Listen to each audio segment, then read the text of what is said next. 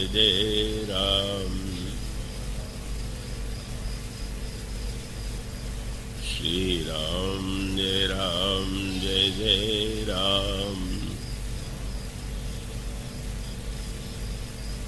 श्री राम जय जय राम। श्री राम जय जय राम। श्री राम जय जय राम। बोलिए सियावर रामचंद्र महाराज की जय। ओम मंगलमूर्तये नमः। गणाधिपतये नमः। वर्णानामर्थसंघानां रसानां छन्दसामपि मंगलानां च कर्तारो वन्दे वाणी विनायकौ। शान्तं शाश्वतमप्रमेयमनघं निर्वाणशान्तिप्रदं ब्रह्माशं फणीन्द्रसेव्यवंशं वेदान्तवेद्यं विभुं रामक्षं जगदीश्वरं सुरगुरुं मायामनुष्यं हरिं वन्देऽहं करुणाकरं रघुवरं भूपालचूडामणिं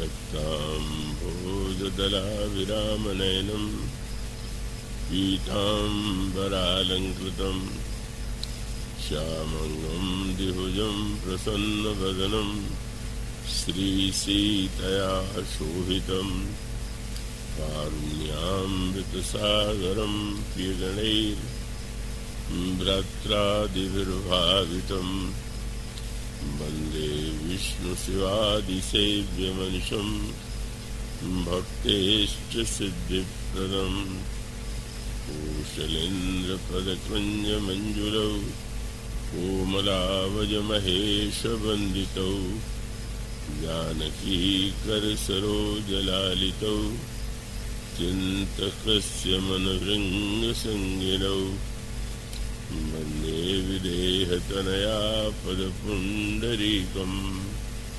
कैशोरसौरभ समाहृतयोगिचित्तम् हन्तुं त्रितापमनिशं मुनिहंससेव्यं सन्मानशालि परिपीतपरागपुञ्जम् अतुलितबलधाम हेमशैलावदेहं धनुजवनकृशानुं ज्ञानिनामग्रगण्यं सकलगुणनिधानं वानराणामधीशं रघुपतिप्रियभक्तं वातजातं नमामि। यत्र यत्र रघुनाथकीर्तनं तत्र तत्र कृतमस्तकाञ्जलिं बाष्पवारि परिपूर्णलोचनं मारुतिं नमत राक्षसान्तकं। गरुडमहाज्ञानी गुणराशि हरिसेवकयति निकटनिवासी। कुन्देन्दुधरगौरसुन्दरं मुम्बिकापदिमभीष्टसिद्धिदं कारुणिककलकञ्जलोचनं नमामि शङ्करमनङ्गमोचनं। प्रभु समर्थ सर्वज्ञ शिव सकलकलागुणधाम योग ज्ञान वैराग्य निज प्रणतकल्पतरुणां वंशी विभूषितकरान्नवनीरदाभात् पीताम्बरादरुणबिम्बफलादरुष्टात् पूर्णेन्दुसुन्दरमुखादरविन्दनेत्रात् कृष्णात् परं किमपि तत्त्वमहं न जाने। वैदेही सहिते सुरद्रुमतले हेमैर्महामण्डपे रत्ने पुष्पकमासने मणिमये वीरासने संस्थितम् अग्रे वाचयति प्रभञ्जनसुते तत्त्वं मुनीन्द्रैः परं व्याख्यातं भरतादिभिः परिवृतं रामं भजे श्यामलम्। श्रीगुरुचरणसरोजरज निजमनमुकुर सुधारि वर्णो रघुवर विमल यशो योदायक फलचारि सियावर रामचंद्र की जय।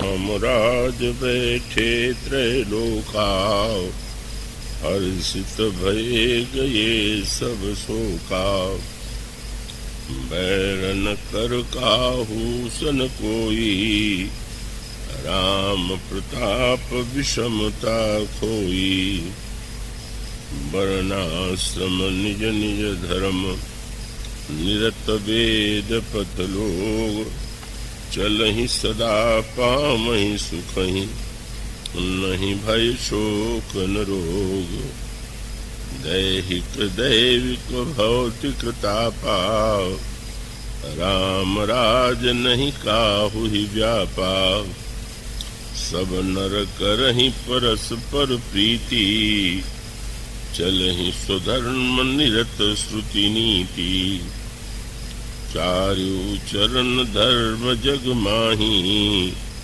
पूरी रहा सपने हूँ अगनाही राम भगति रत नर अरुनारी सकल परम गति के अधिकारी अल्प मृत्यु नहीं कौनु पीरा सब सुंदर सब विरुज शरीरा नहीं दरिद्र को दुखी न दीना नहीं को अबुधन लक्षण हीना सम निर्दम्भ धर्म रत गुणी नर अरुणारि चतुर सब गुणी सब गुणज्ञ पंडित सब ज्ञानी सब कृतज्ञ नहीं कपट सयानी राम राज नभगेश सुन सचराचर जग माहि काल कर्म स्वभाव गुण कृत दुख काहू नाही।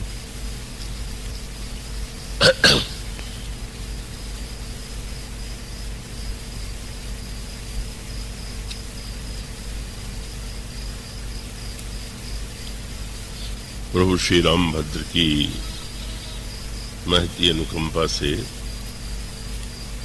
पुनः इस वर्ष यह अवसर मिला है जब छतरपुर की प्रबुद्ध श्रद्धालु धर्मपरायण जनता के समक्ष प्रभु के मंगलमय चरित्र की, उनके गुणों की, उनके आदर्शों की कुछ चर्चा की जा सके। श्रीनिवास जी ने बड़े स्नेह और भाव भरे शब्दों में जो कुछ कहा है वो उनकी सद्भावना और प्रीति का ही परिचायक है। इस परिवार से श्री नारायण भैया, जय भैया, प्रयाग जी, शिव जी और अशोक जी और उस समस्त परिवार से मेरा बड़ा पुरातन संबंध रहा है। इनकी माता श्री उस समय से मुझे देखती जानती रही हैं जब मेरी बहुत छोटी सी अवस्था थी।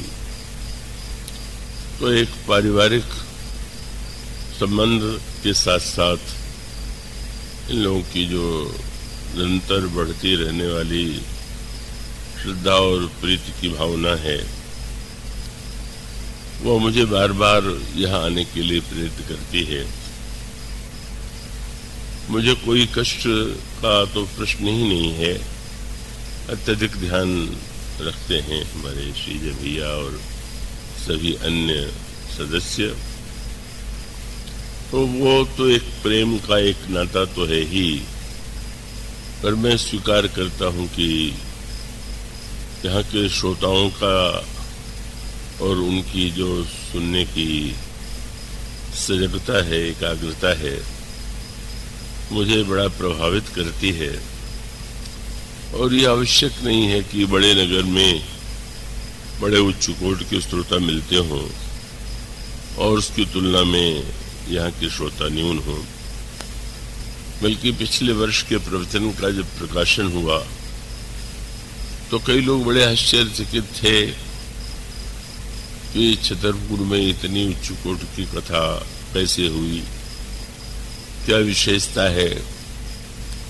तो मैंने यही कहा कि नगर कितना बड़ा है और कितने अधिक बड़ी संख्या में लोग आते हैं, मूल्य इसका ही नहीं है। सुनने वाला कितना प्रबुद्ध है, कितना श्रद्धालु है, उसका और भी अधिक महत्व है। तो इस 14वें वर्ष में मुझसे आग्रह किया गया कि राम राज्य के प्रसंग पर मैं कुछ कहूं, और इस संबंध में यह स्मरण दिलाना भी मैं आपको चाहूंगा। ये गोस्वामी जी तुलसीदास जी महाराज के पंचशती का वर्ष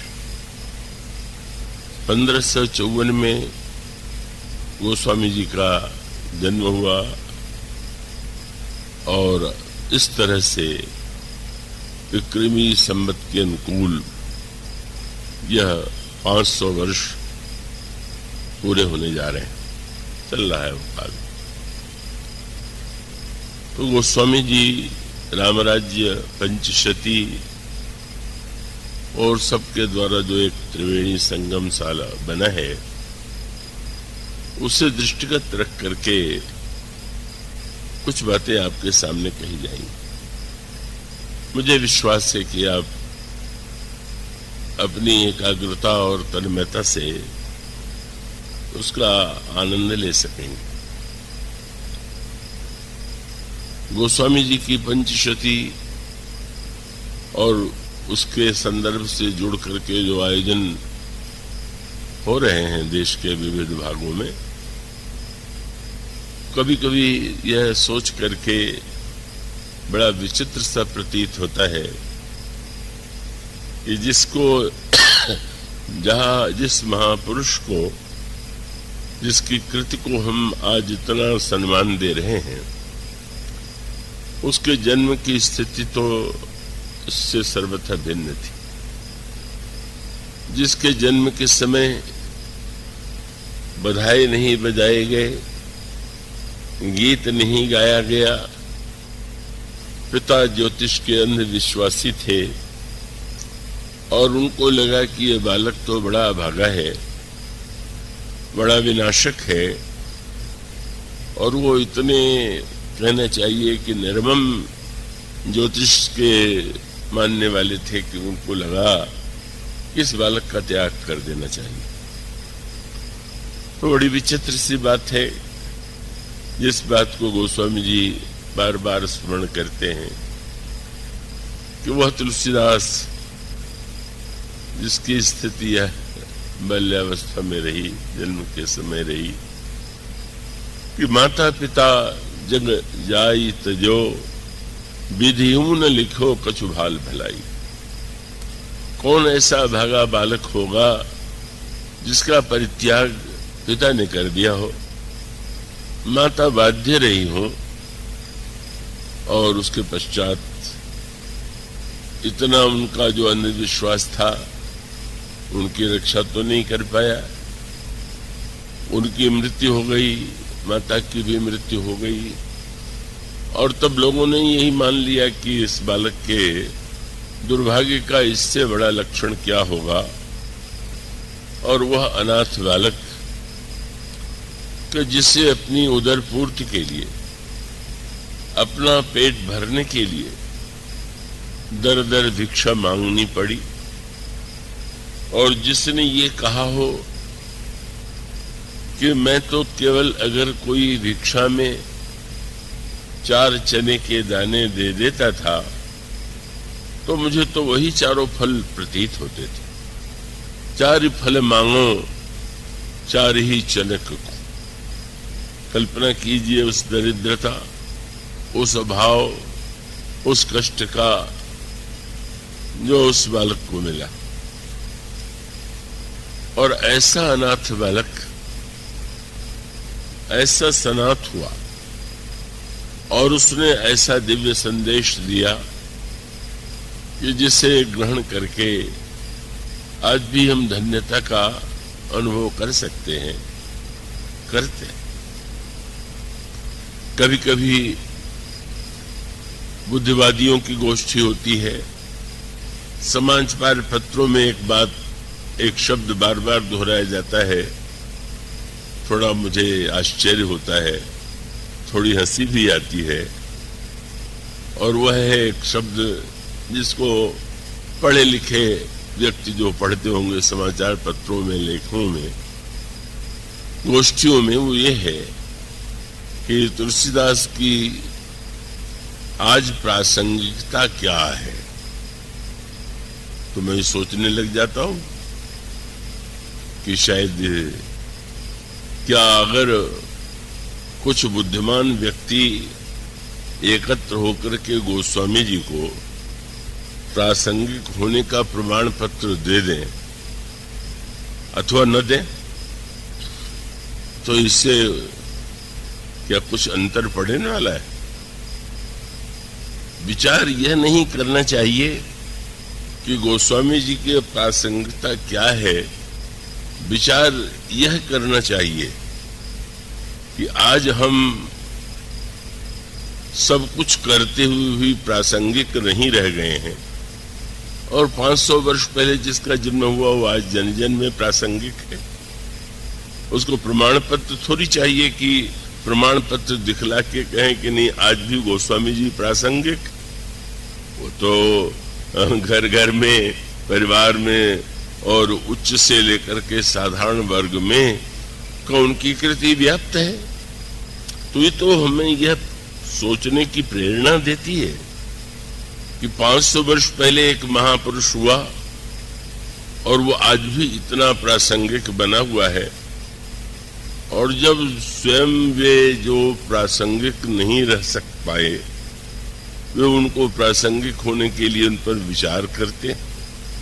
वस्तुतः गोस्वामी जी की जो प्रासंगिकता है, सर्वदा सर्वकालीन जो उनकी कृति की विलक्षणता है, उसके अंतरंग अर्थ पर आप दृष्टि डालिए, और उन्होंने जो कृति दी उस कृति में ऐसी क्या विलक्षणता है कि आज भी व्यक्ति के अंतःकरण में, व्यक्ति के जीवन में वो इतना रस का सृष्टि करती है।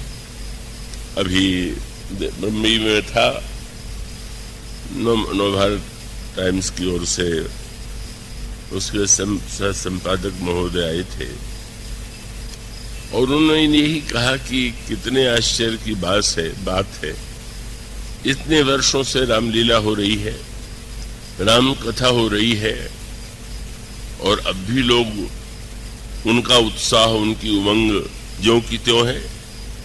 कथा के सुनने की जो जिज्ञासा की वृत्ति इतनी अधिक है, और बहुत प्रयत्न करके भी इस प्रकार कोई रचना यदि नहीं हो पाती तो ये क्या अद्भुत इसका रहस्य।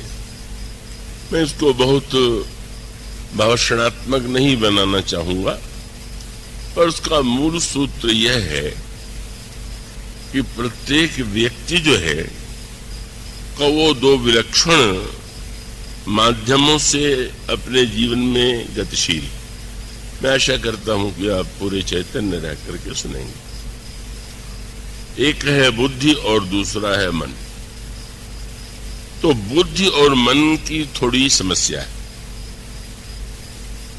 कई वस्तुएं ऐसी हैं, कोई ग्रंथ, कोई कृति, कुछ बातें कि जो बुद्धि संगत लगती, बुद्धि के अनुकूल लगती, बुद्धि उन्हें स्वीकार करती, लेकिन मन, उसकी प्रवृत्ति बुद्धि से भिन्न है और मन उसे स्वीकार नहीं कर पाता, मन उसमें रस नहीं ले पाता। और यदि मन रस नहीं ले पाता तो उसका एक मूल सूत्र यह है कि बुद्धि की प्रवृत्ति तत्वात्मक और मन की प्रवृत्ति रसात्मक।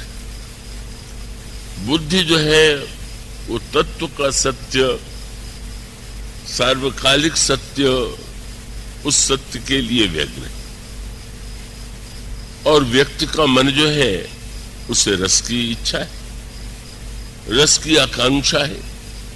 तो स्वाभाविक है कि मन के रस के लिए उसे अच्छी बुरी हर प्रकार की वस्तु अपनी ओर आकृष्ट कर लेती है, उसका मनोरंजन हर वस्तु से हो जाता है। तो एक और बुद्धि संगत बात जो है उसे मन नहीं स्वीकार कर पाता और मन के रसात्मक प्रवृत्ति का बुद्धि के द्वारा समर्थन नहीं हो पाता। गोस्वामी जी की सबसे बड़ी सफलता यह है कि उन्होंने उस रहस्य को जान लिया कि जब उन्होंने कहा कि वस्तुतः क्या बुद्धि और मन परस्पर विरोधी हैं क्या रस की प्रवृत्ति बुद्धिमान व्यक्ति में नहीं होती है क्या बुद्धिमान व्यक्ति का अर्थ है कि उसको स्वादिष्ट भोजन में रस नहीं आता?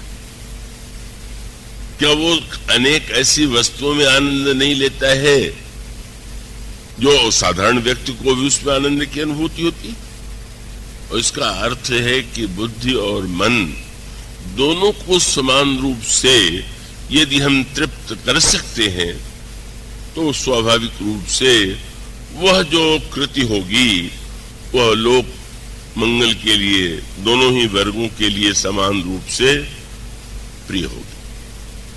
और इसीलिए गोस्वामी जी ने राम कथा के प्रारंभ में उनसे पूछा गया कि जो आप लिख रहे हैं वो विद्वानों के लिए है कि साधारण जनता के लिए है?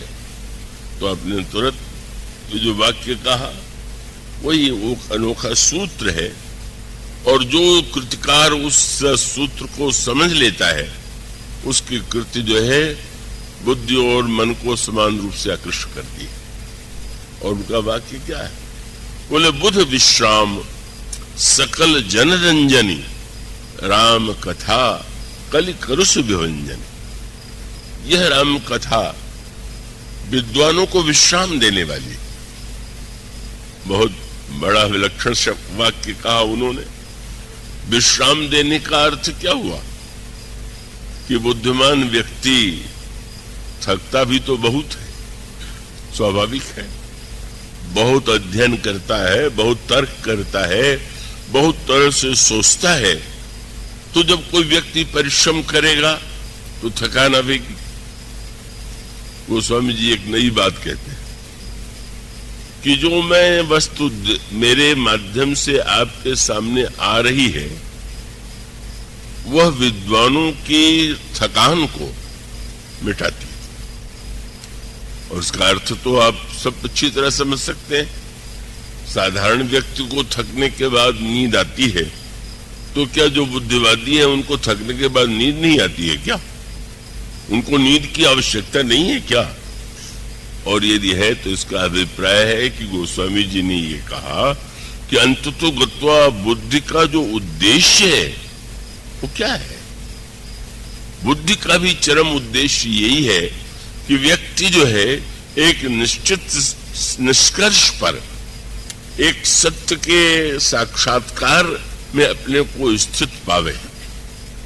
अगर वो निरंतर संदेहशील बना रहे, वो केवल तर्क वितर्क ही करता रहे, तो स्वाभाविक रूप से वो स्वयं तो थकता ही है, दूसरों को भी अपने तर्क और वितर्क के द्वारा थकाता ही रहता है। इसलिए मानो तर्क को भी दो भागों में बांट दिया गया, तज कुतर्क संशय सकल। तर्क कल्याणकारी, तर्क जो है उपादेय है, पर कुतर्क नहीं।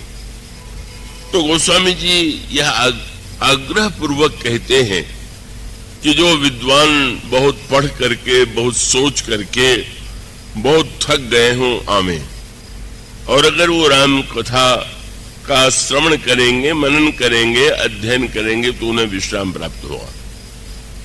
और ये दावा भी उन्होंने उन लोगों की तरह नहीं किया कि वे लोग वह वस्तु दूसरों को बांटते हैं जो उनके पास नहीं। इसका अर्थ है कि जो व्यक्ति दूसरों को सुख बांट रहे हैं, अगर स्वयं उनके पास सुख नहीं है तो बांट क्या रहे? तो गोस्वामी जी ने ये कहा, पूछा गया कि जब इतने बड़े महाकाव्य कहिए, धर्म ग्रंथ कहिए, इस पुस्तक की आपने रचना की, तो आपको तो बड़ा परिश्रम पड़ा।